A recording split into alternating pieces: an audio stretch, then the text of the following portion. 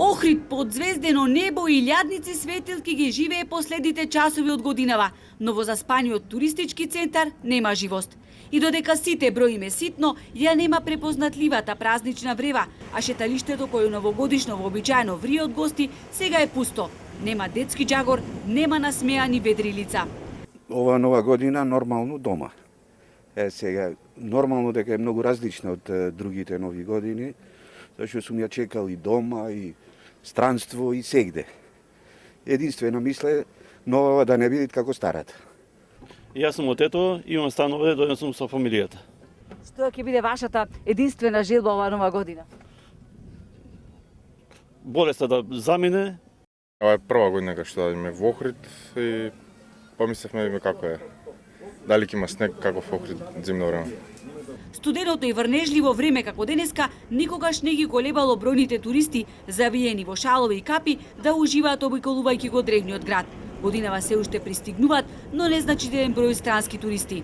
Очекуваме доминантни да бидат домашните гости, но сепак очекуваме една група засега од гости од Бугарија. Во ова време, во ваква ситуација, воопшто не е паметно да се патува.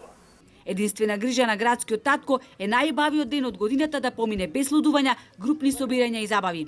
Колкави се капацитетите наши како општина и како држава, секое едно, да речам, девијантно однесување на какви масовни журки да го и собири да го спречиме, ќе санкционираш еден, двајца, тројца, пет.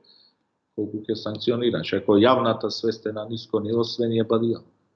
А во ова тмурно време, учениците од основното Григор Приличев не подсетуваат колку малку е потребно за некому да му донесеш радост.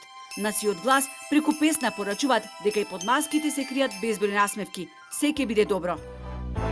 Со санка голема и елени во прег пристигнува тој, а надвор паѓа снег. И годинава не изостана уникатноста на охридските нуркачи, кои 18 години поред ја наговестуваат новата година и божиките празници со китењелка под вода.